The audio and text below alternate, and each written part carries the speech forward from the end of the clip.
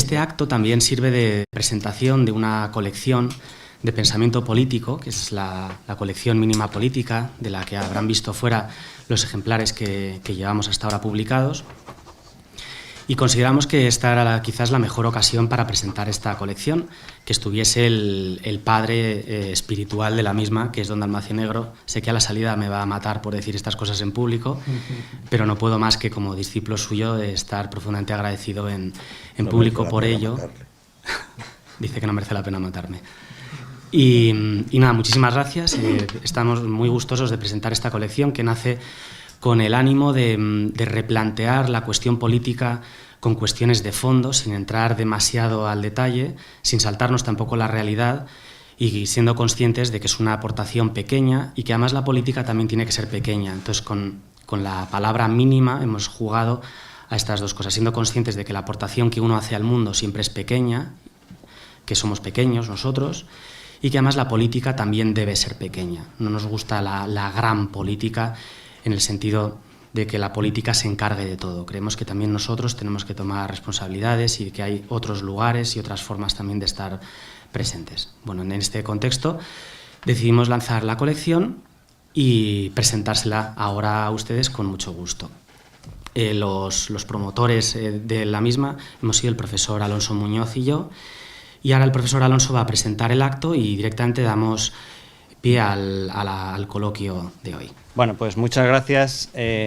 Simplemente explico brevemente, soy el profesor Alonso Muñoz de esta casa y de la Universidad Católica de Ávila.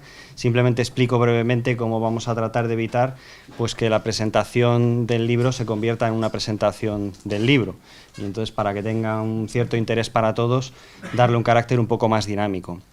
Entonces, simplemente hemos pensado 3 preguntas que formularle a don Dalmacio al hilo del libro, y luego, después de esas preguntas, pues daremos también paso al público, a cada uno de ustedes, para que, bueno, en la medida de lo posible, con el tiempo limitado que tenemos, pues podamos hacer un pequeño coloquio. Yo creo que además, siendo ayer como han sido las elecciones, entre comillas, generales, pues bueno, puede tener un cierto interés hacer una cierta aplicación de un libro que precisamente se titula sobre la ley de hierro de la oligarquía. Entonces, bueno, sin más, pues el profesor Armando Cerolo va a hacer la primera pregunta. Saben ustedes que la línea conductora, es una de las líneas conductoras más importantes del pensamiento de don Dalmacio Negro, es el Estado y su idea muy original, muy particular del Estado. A todos los que lo leemos nos queda siempre la duda de si Dalmacio piensa que el Estado es bueno o el Estado es malo, o qué es. Entonces, la primera pregunta de don Dalmacio es muy simple, es muy infantil, pero es si el Estado es bueno o es malo. El Estado ni es bueno ni es malo. Buenas tardes a todos. El Estado es un aparato técnico y, como toda la técnica, o como todo aparato técnico, pues no tiene ética propia, no tiene ninguna moral propia, sino que depende de lo que se quiera hacer con ella. Con energía atómica se pueden hacer centrales atómicas o se pueden hacer bombas atómicas. La técnica. Eso sí, el Estado es el primer caso y tiene mucho que ver con eso que se llama, si se ha llamado ya hace tiempo, Heidegger, por ejemplo, se ha ocupado de ello, y otros pensadores, de si el hombre ha llegado a un momento que está dominado por la técnica, o es capaz de dominar la técnica, o es incapaz de dominar la técnica. Evidentemente, si el hombre produce la técnica, que no es mala, en contra hay movimientos como los ecologistas y otros movimientos por ahí que están obsesionados, el animalismo y todos están obsesionados con la maldad de la técnica no es mala. La técnica es una posibilidad que se le da al hombre de ser un ser técnico y mejorar su vida enfrentándose a la naturaleza, porque la naturaleza es lo que es para el hombre, dicho con una palabra un poco fuerte, quizá un poco inexacta, la naturaleza, dígase lo que se quiera, es cruel. Y el hombre solo tiene un recurso frente a ello, que es el de la cultura. Y la cultura requiere la técnica. Sin técnica no hay cultura. Exagerando esto, Spengler, por ejemplo, decía que el hombre reducía al ser humano un homo técnicus. No es verdad, porque la técnica depende también de lo que piense el hombre acerca de la misma técnica y de lo que quiera hacer, depende de los fines que se imponga el hombre. La técnica no es mala, el Estado como aparato técnico ni es malo ni es bueno. Lo que pasa es que tiene unas estructuras que, como las del átomo, se pueden emplear para destruir o se pueden emplear para construir, exactamente igual. Y el Estado tiene una peculiaridad de que el Estado concentra todo el poder político, inicialmente, es la teoría de Hobbes. Luego ha tendido, como hoy, a concentrar absolutamente todo. Hoy los estados estatales son todos totalitarios. Son realmente el totalitarismo del que hablaba Tocqueville, el totalitarismo de la opinión pública, manipulada, etcétera, o publicada, como se quiera decir, y tratan de controlar absolutamente todo. Que el intento hoy de los estados es cambiar la naturaleza humana. Pensemos en esta legislación que emiten todos los estados y otros que les imitan sobre, por ejemplo, el cambio de sexo, el aborto, etcétera, el trastornar, crear un hombre nuevo en definitiva. Todos los estados tienden no todos, hay algunos que no, depende de los gobernantes, pero es que el Estado les facilita a esos gobernantes unas estructuras que hacen posible todos estos proyectos, que son utópicos, pero les hacen posible estos proyectos. Contra la estructura estatal se puede manipular todo. El Estado entonces tampoco es malo, porque además en principio, no hay que olvidar una cosa, imita a la Iglesia, que es la primera forma preestatal. No como iglesia, sino como papado. El papado llegó a tener ya los tres poderes en un momento determinado, cuando el famoso Guillermo de Ockham, que todos han oído hablar y que es visto con mucho recelo por bastante gente, lo que hacía era combatir al papado y defender a la iglesia del Estado, que era el papado, cuando se unió al imperio. Por ejemplo, bien, el Estado es un producto histórico, es algo artificial que se superpone a la auténtica forma histórico-política europea, que es la nación. De hecho, hoy los estados están arrasando las naciones, las están destruyendo o prácticamente las han destruido ya. Las han sustituido por la opinión pública más o menos manipulada, condicionada, porque se han apoderado de la cultura. Lo cual quiere decir que la situación de Europa es muy grave, porque la forma natural es la nación, porque hay 4 formas histórico-políticas, hasta ahora no hay otras, recurrentes, siempre, que son la ciudad, el reino, el imperio y la nación en Europa. Esto no quiero extenderme, pero esto sería un poco largo si me extiendo. Esto tendría que ver con el hecho de que la ley de la cultura, de la historia y la civilización europea, que es la historia y la civilización universal, se está difundiendo por todo. Ahora está pendiente los problemas del Islam. El Islam no es más que una reacción contra el hecho de que la cultura cristiana, la historia universal, está penetrando en todas las culturas y civilizaciones y se revuelven contra ello. Pensamos, por ejemplo, ya que he hablado del Islam, al Islam no entiende eso de la igualdad de la mujer y el hombre. Le cuesta mucho, basta leer el Corán, no hay que ir muy lejos.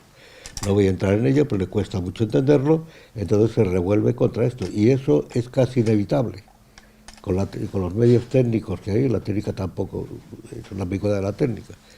Los medios técnicos que hay hoy, las mujeres musulmanas, esto es una realidad, están medio sublevadas, porque a través de la televisión, a través de la radio, a través de todo, ven que hay otras civilizaciones, que es la europea, o la occidental, que es la cristiana, porque Occidente es la cristiandad, aunque sea en parte protestante, en parte la cultura occidental sigue siendo cristiana, y lo que se está debatiendo hoy es esto. Bueno, la ley fundamental de la cultura, de la historia europea y de la historia universal es la contraposición, contraste, lucha, oposición, como se quiere decir, entre el poder espiritual y el poder temporal. Lo grave es que el Estado ha asumido la autoritas que corresponde a la Iglesia, impone, por eso impone su cultura, etcétera. El Estado ha absorbido prácticamente casi a las iglesias que han desaparecido, casi nadie cuenta con ellas, y el Estado está destruyendo la historia universal y la civilización, todo eso que se quiere el Estado único, etcétera, Estado mundial, todo eso implica ello, el fin de la historia, del que hablaba Fukuyama, pero no tiene nada que ver con esto. Bueno, yo creo que eso sería, en resumen, el Estado ni es bueno ni malo, es un aparato técnico, pero debido a sus condiciones técnicas es intrínsecamente revolucionario, porque luego los gobernantes, los que gobiernan el Estado, utilizan el poder que les proporciona el Estado. Y el poder siempre tiende a crecer, es otra ley inexorable. Recuerdo lo del tango, aquel argentino, todos queremos más. El que tiene 4 quiere tener 8, el que tiene 8 quiere tener 16, etc. No me acuerdo exactamente la letra, pero es verdad. Y eso es verdad. Y entonces ha crecido comunalmente, está en todas partes, está aquí mismo, presente, de una manera o de otra. No vamos a entrar en detalle, todo el mundo lo comprende, y eso no tiene sentido. La forma política es algo que es necesario en los pueblos, en las naciones, pero no simplemente para proteger el derecho que surge de la realidad social. En cambio, hoy lo que prima es la legislación. Muchos de ustedes habrán estudiado Derecho o han estudiado Derecho. Lo que existe hoy es la legislación. El derecho prácticamente no existe. El derecho surge de la realidad social, de las costumbres, de los usos, de las tradiciones, etcétera. Porque depende de la idea de justicia que todo el mundo tiene. Y la idea de justicia hoy, según la legislación, no tiene sentido ninguno, más que es justo lo que el Estado dice. Partiendo de lo último que comentaba usted respecto de las formas políticas, decía que toda forma política es necesaria para proteger el derecho. Mi pregunta iría un poco con la oligarquía, es decir, toda forma política es oligárquica y cómo se entiende esa oligarquía, si se entiende en un sentido meramente descriptivo, como una distinción entre titularidad y ejercicio del poder, o si se entiende en un sentido peyorativo, ¿no?, como una de las formas políticas degeneradas según la taxonomía clásica de Aristóteles, ¿no?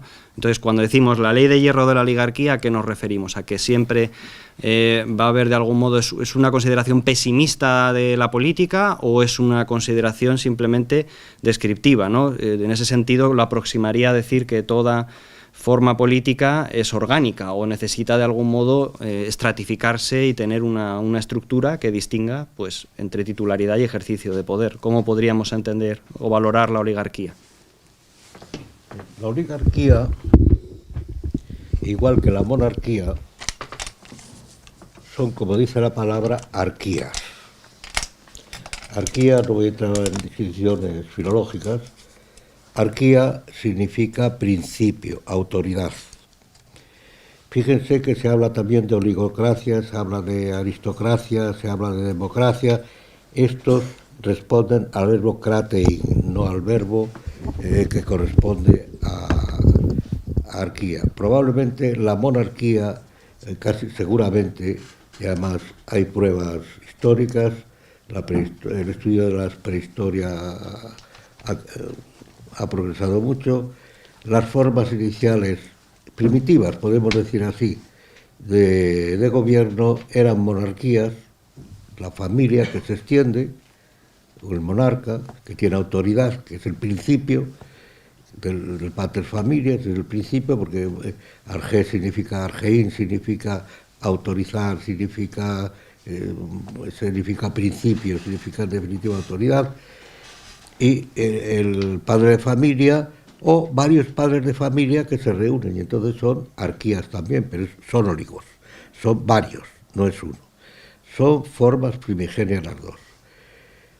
Esto nos llevaría a una cosa, que es que la monarquía es la forma de gobierno inevitable, no en el sentido de monarquía hereditaria, cuidado. Esto es algo que viene después, y el de la monarquía absoluta, que la monarquía absoluta precisamente ha cambiado toda la tradición política europea, sino en el sentido de que quien decide, porque en política la culminación de la política es la decisión, quien decide es siempre uno solo. En un grupo siempre hay uno que es el que suele decidir. Por ejemplo, en el caso más elemental, una pareja de novios, quien decide es siempre la mujer, normalmente. Pero decide con autoridad, es decir, de una manera que no es ejerciendo el poder, sino con autoridad. Que la mujer es la que tiene la autoridad. Por ejemplo, en la familia, en el caso de destrucción de la familia actualmente, es la pérdida en la adquisición de poder por las mujeres a cambio de la autoridad. Es más importante la autoridad que el poder. Bien, en toda forma es monárquica, pero no me lo entiendo en el sentido de que dinástico ni en ese sentido. Porque siempre, que en todo grupo hay uno quien decide. Ahora mismo aquí, pues habrá alguien que decida. Si pasa cualquier cosa, es el que decida, aparece el líder, el jefe, el Führer, el caudillo, que sea, espontáneamente, en todo grupo. Pero la arquía es también primigenia. Y eso quiere decir que mandan varios. Que mandan varios, pero el problema está en si mandan bien o si mandan mal. Si mandan para todos, para el bien común, o si mandan para su grupo, para ellos mismos. Entonces, si mandan para el bien común, la oligarquía se transforma en aristocracia.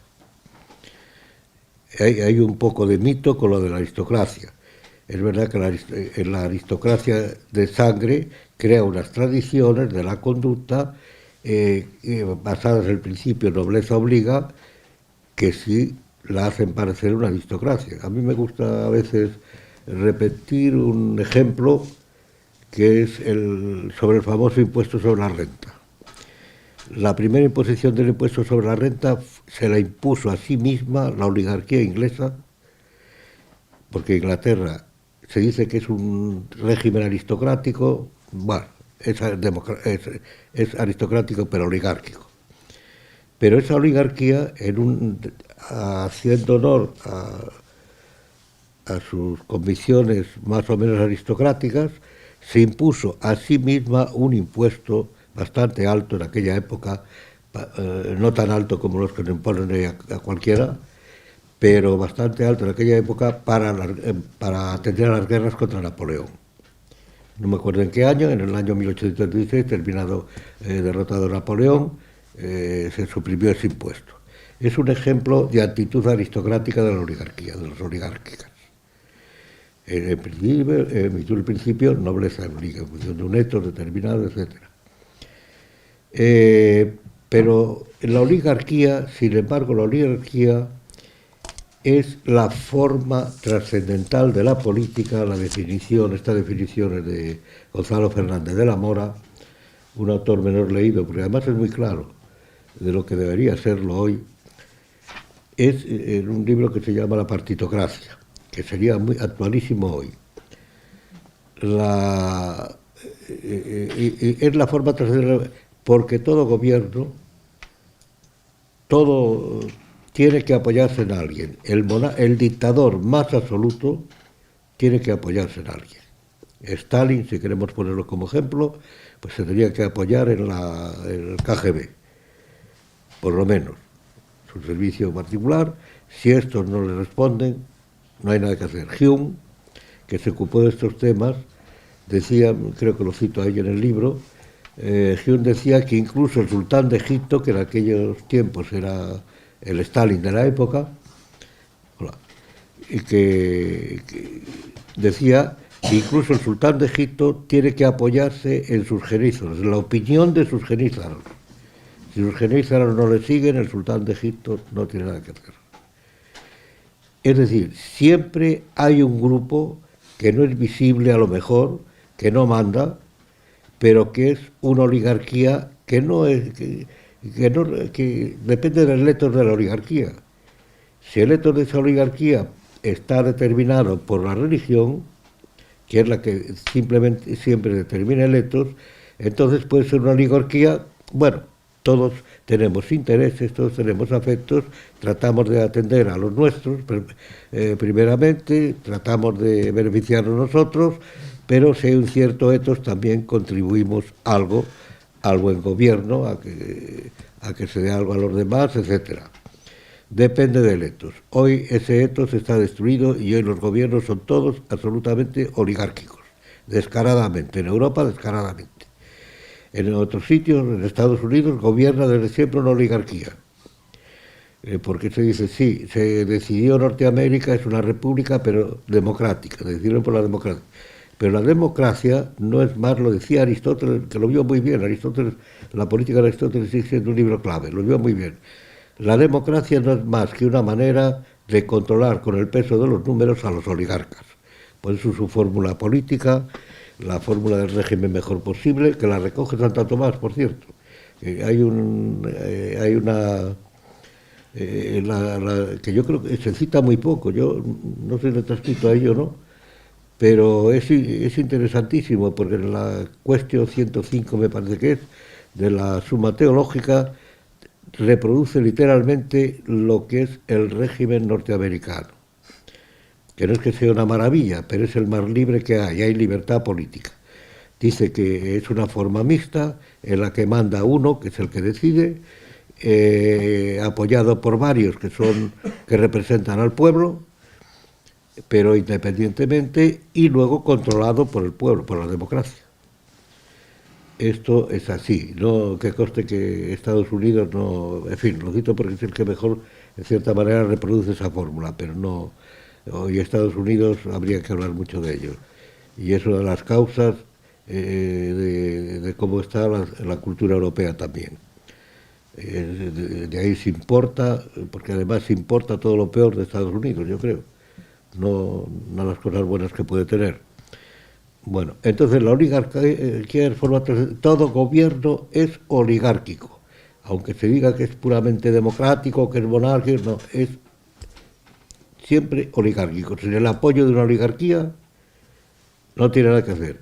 El tema está en que esa oligarquía, cuando manda, se comporte aristocráticamente, en términos generales, vagos. En política nunca hay, no hay ninguna ley política, más que la ley de la única verdad política es la libertad política o colectiva, es decir, de todos, que todos podamos participar en el gobierno si queremos, no obligatoriamente, como se dice, hay que votar obligatoriamente, eso es completamente falso.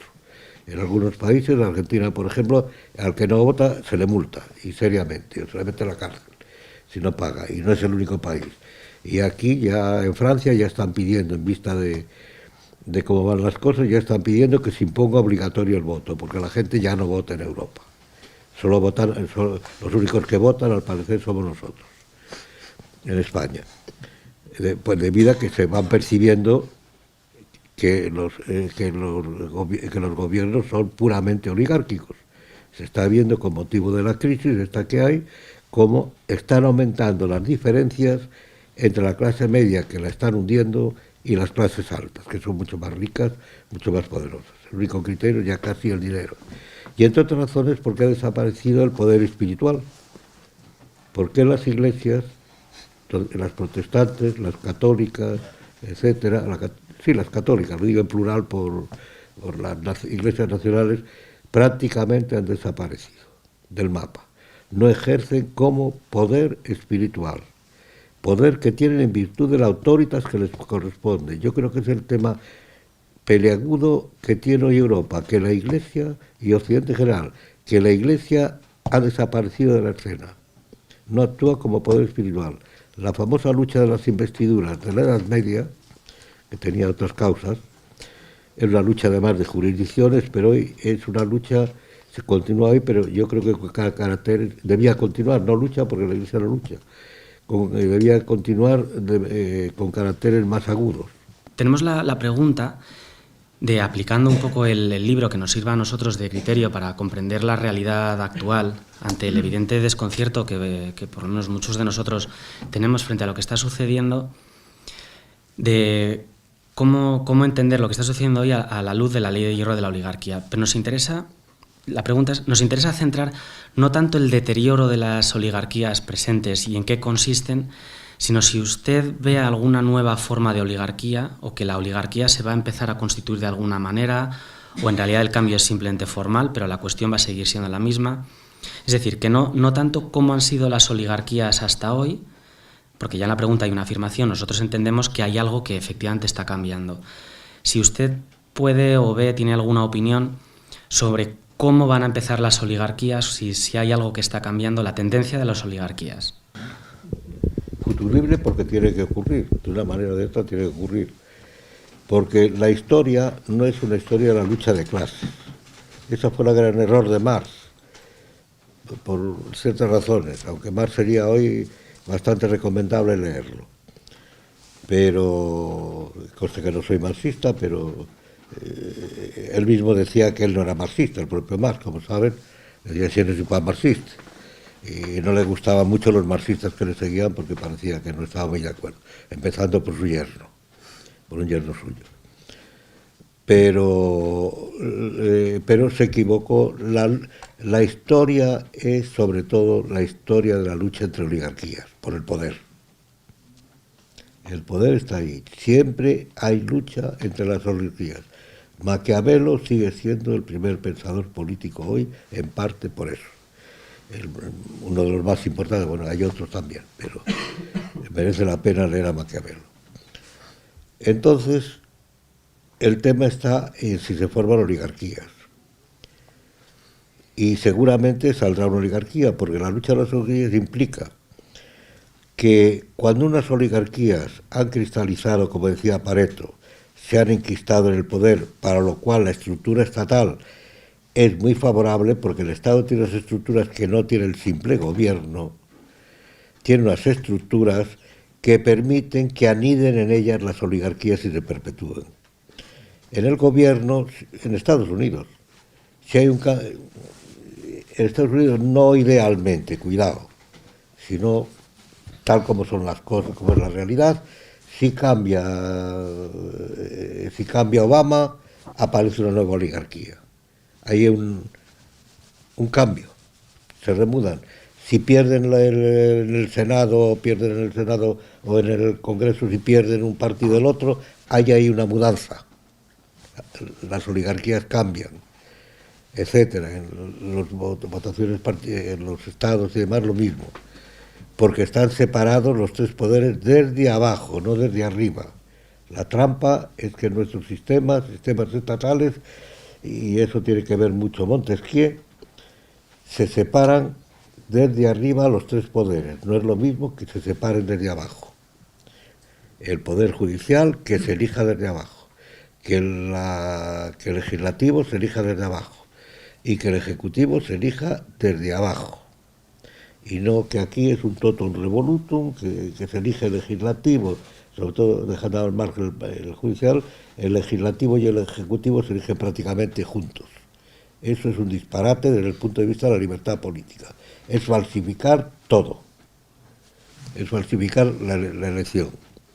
En Europa no existe democracia. Bueno, entonces, las oligarquías, siempre que una oligarquía gobernante o un grupo de oligarquías, como ocurre hoy, que están gobernando a través por medio del consenso político, la lucha política está reducida a la lucha entre las oligarquías instaladas en el poder. No las oligarquías que nacen, como puede ser en Francia el Frente Nacional, una oligarquía que se opone a las demás y empieza por todos los partidos son oligárquicos, no pueden funcionar si no es oligárquicamente. Eso Robert Mitchell lo demostró perfectamente. Es más, ni siquiera oligárquicamente, monárquicamente. Hay alguien que manda en un partido y él depende todo. Si no, aquello no funciona. Que puede tener un grupo más o menos íntimo, que es el grupo oligárquico que manda la oligarquía, que es el partido.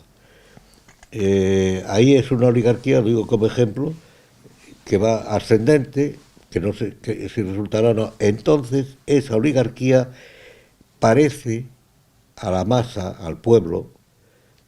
Esto es una cosa muy importante porque los pueblos están masificados por el Estado. El Estado masifica. es una máquina de masificación, porque igual a todos ponen un rasero con la legislación. Y entonces el pueblo o la gente percibe a aquellos que se oponen a lo existente, que ya es irrespirable, que ya es intolerable, porque una de las cosas que no se tiene en cuenta en la política, no tienen en cuenta los políticos muchas veces, es el aburrimiento. Y el aburrimiento quizá les parezca a ustedes chocante, pero es una enorme fuerza política. Nadie se va a sublevar porque diga que está aburrido. Por ejemplo, nadie dará un golpe de Estado por decir que está aburrido. Pero el aburrimiento de un sistema reiterado que explota, que ya no, simplemente que ya está uno cansado de él, por la razón que sea, con razón o sin ella, eso crea el ambiente, igual que las crisis económicas crean el ambiente para que aparezcan nuevas oligarquías. Tampoco hay ninguna rebelión, jamás por razones económicas. Puede ser por razón de impuestos, pero no las revueltas contra los impuestos son revueltas, no son revoluciones. Son revueltas, motines o algo por el estilo. Sin embargo, los impuestos, que esto está ocurriendo ahí en Europa, se está haciendo la gente, son el caldo de cultivo, igual que el aburrimiento, quizá otros factores también, pero no quiero alargarme, para que se produzca una revolución. Que se produce o no se produce, y a lo mejor puede tener lugar como implosión. Y lo que puede ocurrir en los regímenes europeos actuales son implosiones, porque llega como en Rusia, ha ocurrido en Rusia, porque llega un punto en que ya no se puede más. Entonces, siempre están surgiendo oligarquías, a menos que sea un estado de dominación total, en que la oligarquía esté muy bien instalada, prolonga su vigencia durante X tiempo hasta que cambia la dinastía o cambia el poder o viene un hundimiento, viene alguna cosa, pero siempre hay oligarquías que están naciendo. Por ejemplo, para que nazcan las oligarquías tiene que haber un cambio cultural. Es decir, que la gente empieza a pensar de otra manera, no a pensar radicalmente, sino a pensar sobre las cuestiones comunes, porque la política se refiere a lo común, que no es lo público. Hoy lo público es lo estatal. Ayer oí hablar a uno de estos capitostes que jefe de un partido, hablar del interés general. Es decir, el interés general es el interés del Estado, y el interés del Estado hoy es el interés de los partidos, o del partido que sea, de la oligarquía que gobierna. Y luego vendrán todos los intereses. Lo mismo lo público, porque lo público en Roma significaba lo común. Pero lo común era, por eso la palabra república, la cosa común, la cosa pública. En Roma, porque en Roma los quibes eran los propietarios de la ciudad. No como, por cierto, en Grecia, que al revés, los quibes eran parte integrante de la ciudad. Bueno, los politai, los ciudadanos. Que esta es la tradición auténtica política, la tradición romana y la tradición cristiana, más que la griega, aunque la griega lo es filosóficamente. Es un tinglado que no voy a entrar en ello, llevaría muy lejos. Entonces, la oligarquía tiende siempre a formarse. Y la manera, la manera de cambiar las cosas, lo decía muy bien Gramsci era marxista. Y Gramsci ha triunfado. Lo que está ocurriendo ahí en Europa probablemente es que ha triunfado. Yo creo que hay una, no bolchevización, pero sí sovietización. Se podría llamar sovietización, que es más suave que bolchevización. Y eso es el triunfo de Gramsci, conquistar la cultura, la hegemonía cultural.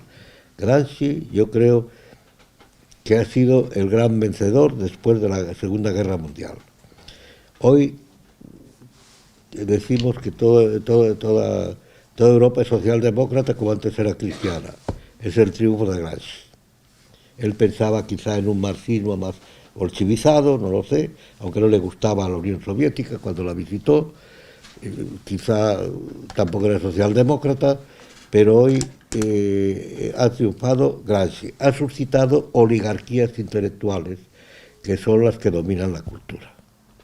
Lo estamos viendo en todas partes. En Francia, la prensa está toda controlada por la oligarquía de derechas o de izquierdas, porque las oligarquías entonces, socialdemócrata, que es la que hay hoy, como podría ser otra oligarquía dominante, tiene su derecha y tiene su izquierda y tiene su centro. Bueno, pues da lo mismo. Hoy hablar de derecha e izquierda es hablar de derecha socialdemócrata o de la...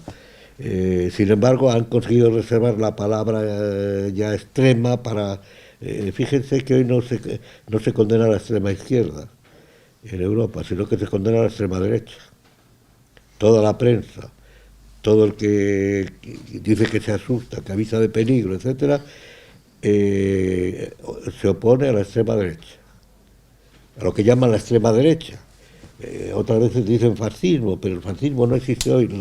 El fascismo se terminó en 1945, un poco antes al morir Mussolini. El nacionalsocialismo en 1945, que además la palabra fascismo no debía emplearse, si quiere emplear obligatoriamente, sino la palabra nacionalsocialismo, que es distinto. Y el comunismo se terminó, ya estaba extinguido antes, prácticamente muerto, pero se extinguió en 1989. Eso es así, subsiste todavía en China, donde ya no existe, sino formas, pero formas muertas, quizá en Corea, pero esos son nada más que regímenes tiránicos, en donde existe todo esto, porque la gente no los acepta. Entonces, yo creo que lo que se puede hacer es oponerse a la pregunta suya me parece que iba por ahí. La oposición que puede ser hoy es tratar de conquistar la cultura, no inventando una cultura, sino postulando la cultura tradicional occidental, que es la griega, con los tres elementos, el griego, el romano y el cristiano.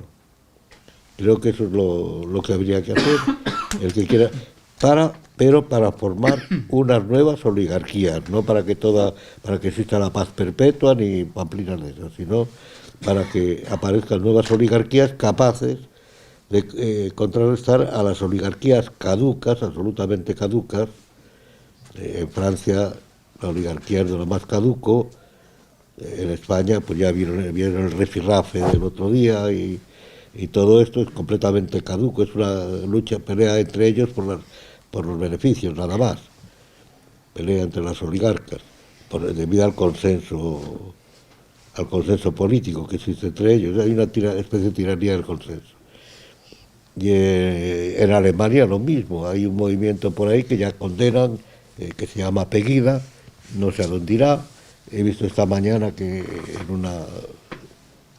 en la prensa alemana que parece ser que está cobrando más fuerza cada vez, ese movimiento Pegida, bueno, no sé. En Italia, los italianos son un poco particulares en todo. Aquello es un maremoto, un mundo especial y no se sabe a dónde va. Pero también hay movimientos serios de oposición, de oligarquías que quieren sustituir a las oligarquías que mandan, aunque ellos no se consideren oligarquía ni lo sepan, no se trata de eso, sino de que la realidad empírica es así. Todo gobierno es oligárquico, quiera o no, y la política es una lucha por el poder entre oligarquías. Plantearlo de otra manera significa fracasar. Os vamos dando paso desde aquí. Mi pregunta es, usted ha dicho, don Dalmacio, que el Estado es una máquina, la máquina maquinarum, en cierto modo un poder tecnomórfico, pero es un poder tecnomórfico que en su momento surge para desplazar a los poderes tradicionales, a los poderes históricos, poderes y formas de autoridad histórica. Y por lo tanto, en el desplazamiento, en el proceso de sustitución, ahí no hay neutralidad. Es decir, podemos decir que en abstracto es un poder neutral, pero en tanto que irrumpe en la historia para desplazar formas históricas de autoridad y poder, ahí no hay neutralidad, es una acción, y de hecho es una acción revolucionaria. Entonces, por un lado hay eso. De hecho, yo recuerdo una anécdota con el profesor Negro que me hizo mucha gracia, porque yo le dije, bueno, se presenta, no sé a cuento de qué, no sé si hablando de Hobbes, dije, bueno, se presenta como neutral. Inmediatamente el profesor Negro dijo, ¿neutral contra quién? Pues es esto, ¿no? Entonces, en ese sentido, en abstracto puede serlo, pero históricamente no es un poder neutral, no sé, la opinión, profesor. El Estado se presentó como neutral porque su naturaleza es la neutralidad, es cierto. Pero nunca puede ser neutral, por el ejemplo ese que yo ya no me acordaba, que ya lo hablamos alguna vez. Toda neutralidad en política es contra alguien. Probablemente lo es también en cualquier caso. Cuando se pelean dos hermanos, bueno, yo soy neutral. Hay uno que puede más que el otro. Entonces la neutralidad está favoreciendo al que más puede, naturalmente. O sea, la neutralidad es un concepto muy peligroso. Otra cosa es la objetividad. De hecho, Hobbes no lo presentaba como neutral, lo presentaba como objetivo. Un estado objetivo. Una cosa es la objetividad. Bueno, pues que se peleen, yo me mantengo al margen, a ver quién gana. Eso podría ser una neutralidad, pero derivada a la objetividad. No es neutral. El Estado, hay un libro que es una lástima que no esté traducido, ya antiguo, que describe muy bien lo que es el Estado. El Estado es una máquina revolucionaria, porque el poder tiende siempre a crecer.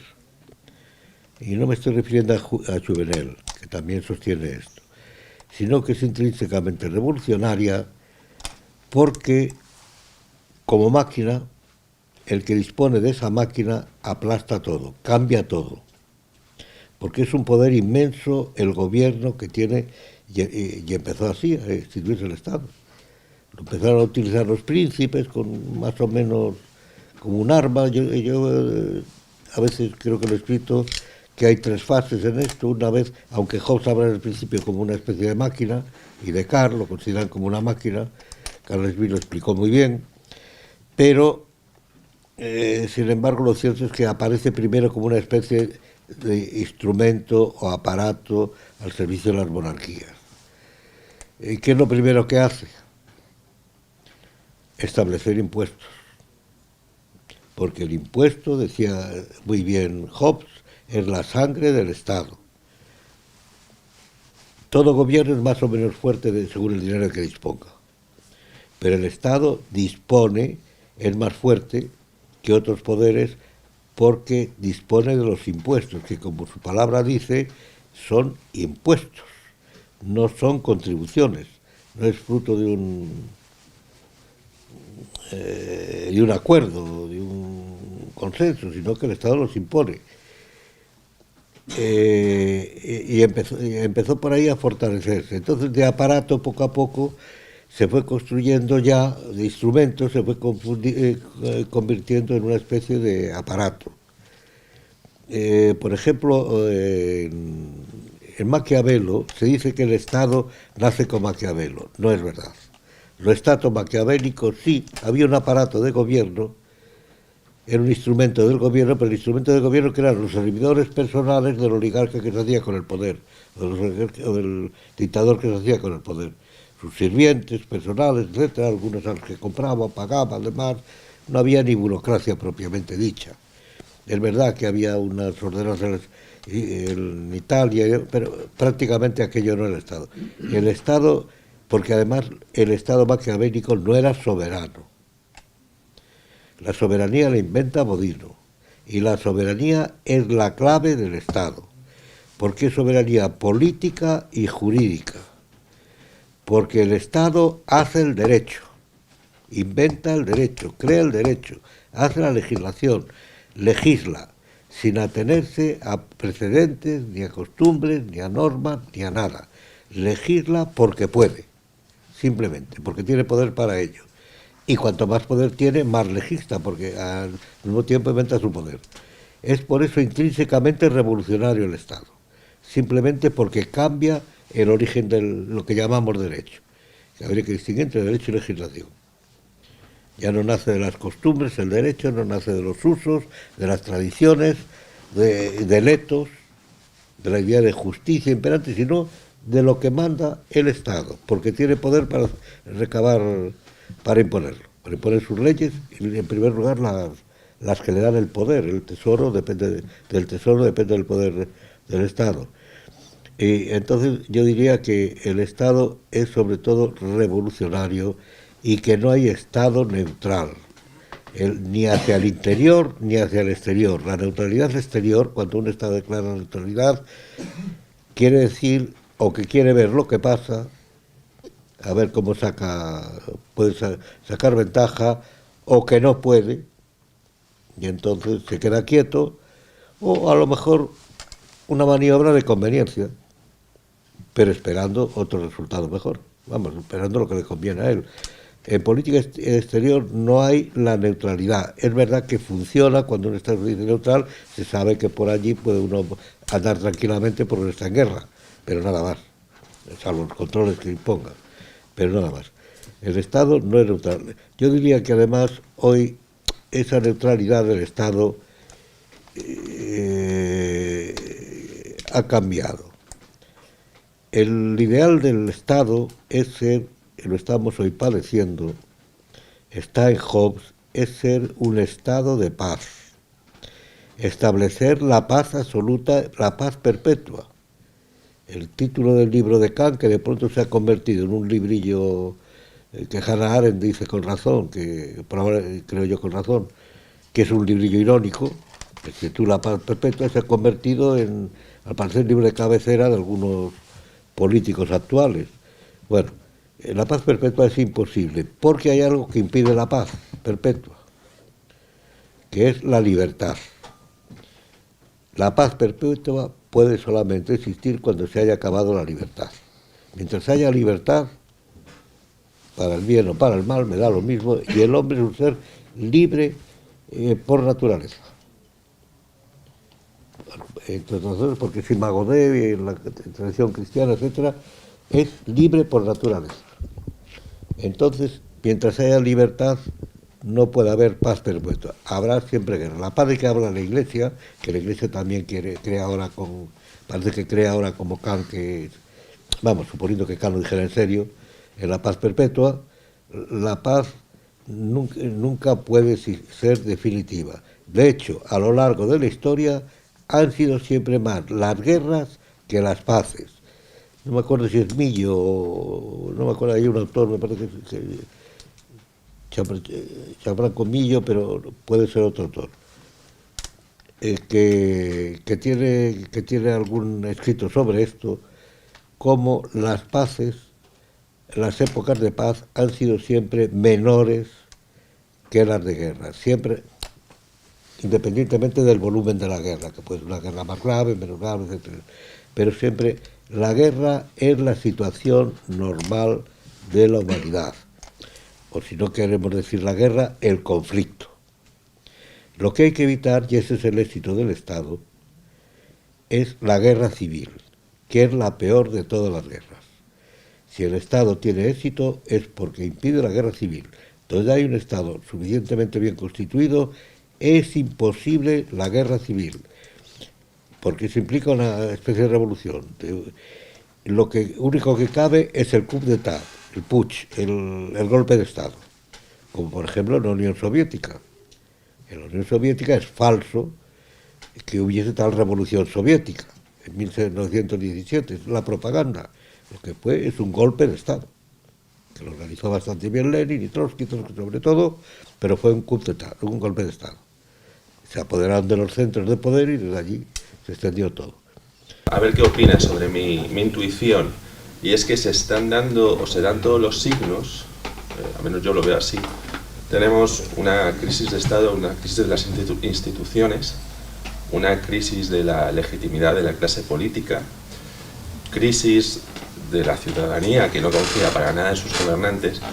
Y entonces yo creo que en esta situación, además con lo que ocurrió ayer, para que se esté formando una nueva constitución en la sombra, como ocurrió con la del 78, para renovar el pacto entre socialdemócratas, ¿no? Ahora. Entonces yo creo que ahora mismo se pueden estar dando las circunstancias para una nueva Constitución. No sé qué opina usted. Bueno, puede ser que traten de hacer otra constitución, pero las constituciones estatales son falsas constituciones. El constitucionalismo a la francesa no es lo mismo que el constitucionalismo tradicional. Quien ha descrito muy bien lo que son las constituciones tradicionales, las que nacen con la Revolución Francesa, es el fundador de la socialdemocracia, Ferdinand Lassalle. Decía, no son más que un papel. Hay un inscrito, que además lo localizan en internet, que yo el otro día, no sé dónde lo tengo en casa, lo estaba buscando para una cosa y se me ocurrió y vi que está en internet, que es una constitución, se llama el ensayito de Lassalle, que está muy bien, y que él dice eso, que una cosa son las constituciones tradicionales y otra cosa, es decir, el problema es que en los estados, a partir de la Revolución Francesa, donde hay constituciones estatales, no hay auténtica constitución. La constitución no es más que una imposición. Es como una reproducción del contrato social, del contrato político, sí, social, de Rousseau, primero porque el de Hobbes era solamente político. Hobbes es un pensador muy serio. Hobbes es la causa de otras cosas que no es como Hobbes. Bueno, pues son puntos de partida. Las constituciones son nada más imposiciones oligárquicas de la oligarquía que manda en un momento determinado. El caso típico es aquí en España, que es lo que le preocupa a usted. Pero le sirve para legitimar la propia oligarquía. Sí, bueno, pero porque eso tiene que ver con lo que he dicho yo antes. La legitimidad solo puede darla la autoridad. La autoridad en la historia occidental, en la historia europea en particular, le corresponde a la Iglesia. La Iglesia, yo creo que la legitimó sin legitimarla la Constitución, por lo menos en cierta manera sigue legitimando con su silencio, al parecer, vamos, no lo sé. Pero la legitimidad es de origen siempre en todas las culturas. Es la religión la que da la legitimidad. Si está de acuerdo la Constitución con electos de la nación o del imperio, de lo que sea, entonces esa Constitución es legítima, si no, no. Bueno, la Constitución española empezó siendo, por no ser Constitución, sino una carta otorgada. Esto es evidente, desde el punto de vista del derecho político, más elemental o constitucional, que han estudiado ustedes. Para hacer una Constitución hay que convocar expresamente elecciones para elegir representantes que hagan la Constitución. Eso no se hizo. Y después de hecha la Constitución, aprobada la Constitución, si es que se hace, disolverse esas cortes o parlamento, lo que sea, y volver a convocar otras. Eso no se ha seguido.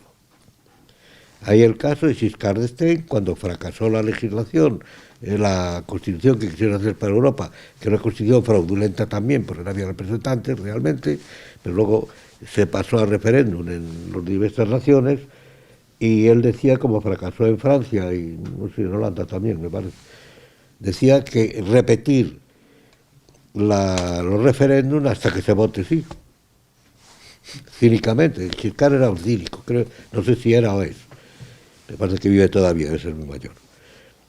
Pero era un cínico completo, pero lo decía así, reproducía la mentalidad que hay. Bueno, en primer lugar no es una constitución, sino una carta otorgada. ¿Otorgada por quién? Por las oligarquías del momento, se constituyeron en el momento.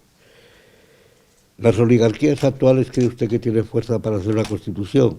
Depende del grado de infantilización de los españoles, que yo creo que es bastante grande, desgraciadamente.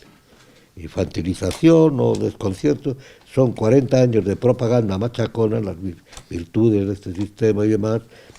Y yo no sé, lo lógico, por ejemplo, las elecciones de ayer, ya que sale el tema, hubiera sido la abstención, menos los paniaguados, clientes, etcétera, etcétera. No, eso debería, supongo que ahora han votado todos religiosamente, o los que aspiran a algún cargo, o su tío, o su primo, o algo por el estilo. Esto no... Aquí no hay política. En España no hay política. Hoy los estados europeos son antipolíticos.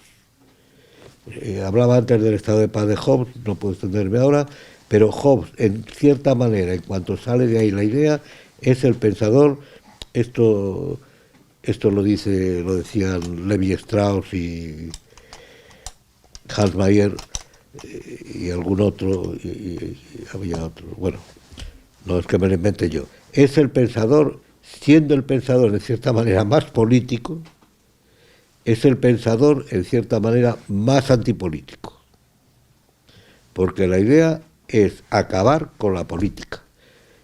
Que eso tiene que ver con la situación actual, porque política y religión son paralelas. Solo hay política si hay una religión vigente, suficientemente vigente, en el sentido de las vigencias de María o de Ortega.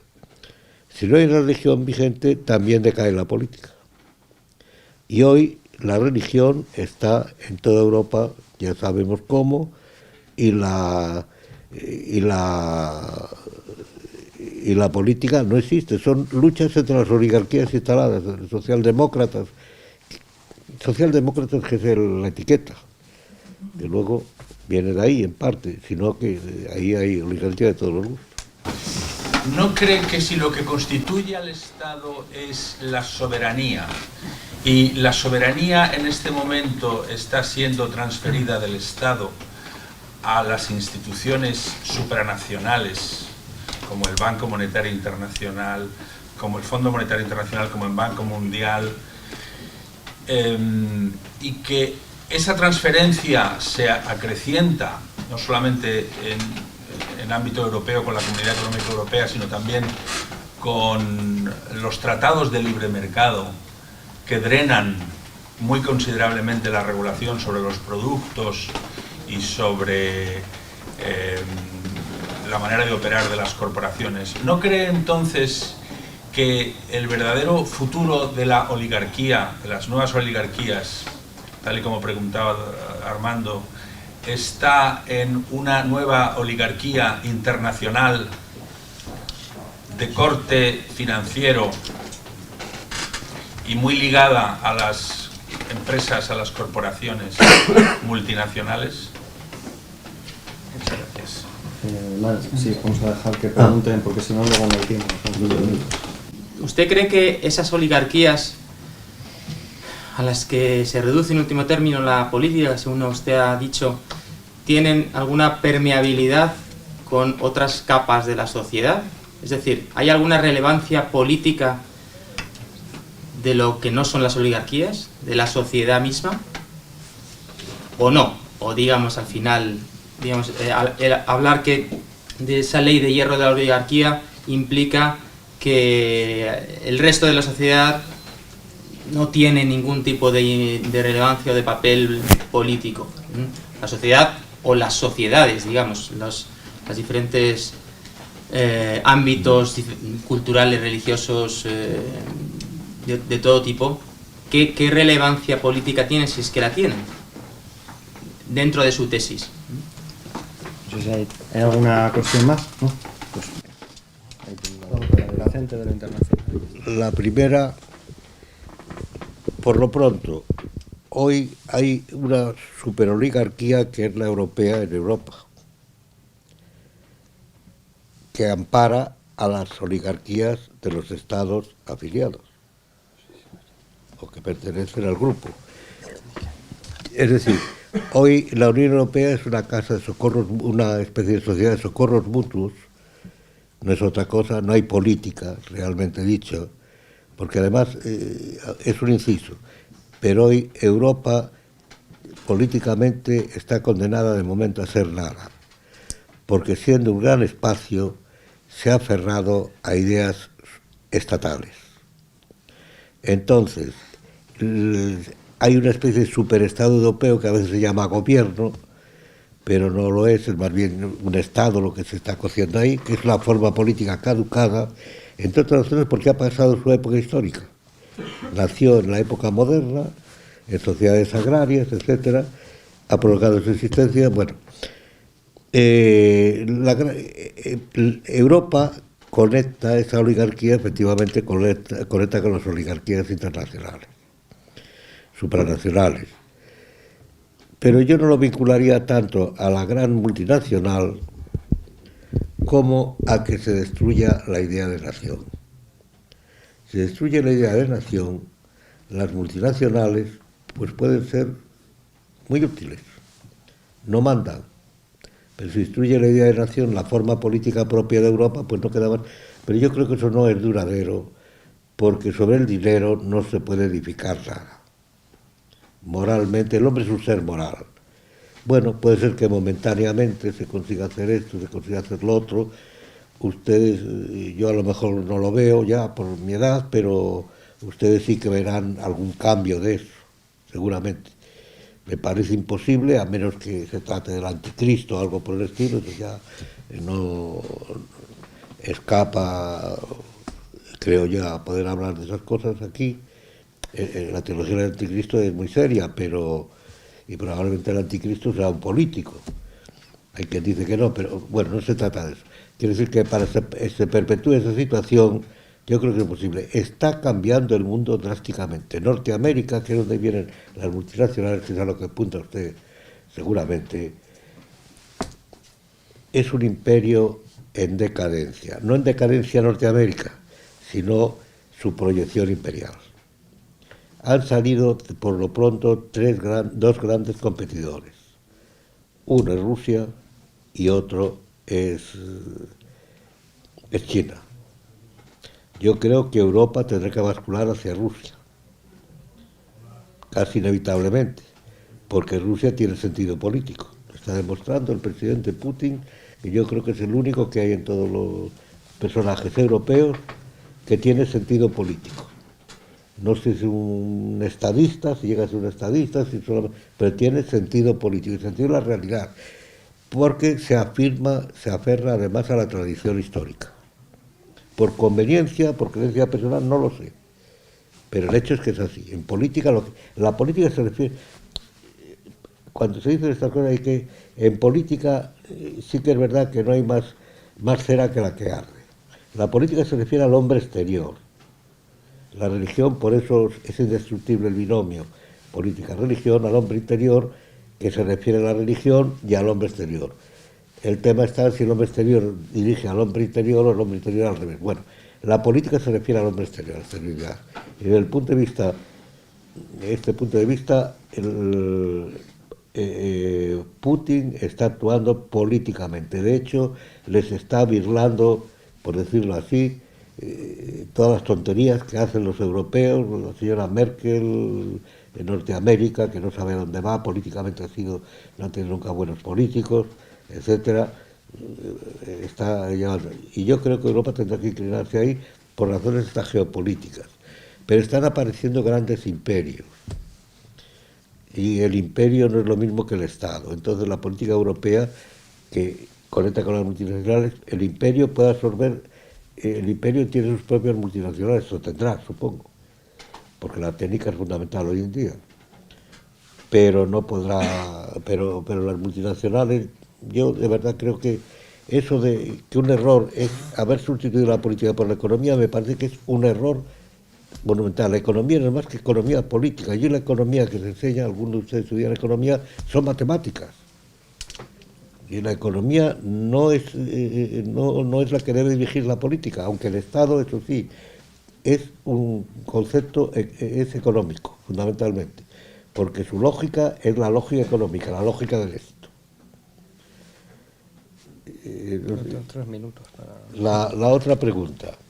Bien, el Estado, una de las cosas que hace es que por su estructura y porque es un ente artificial, expande la artificiosidad por toda la sociedad.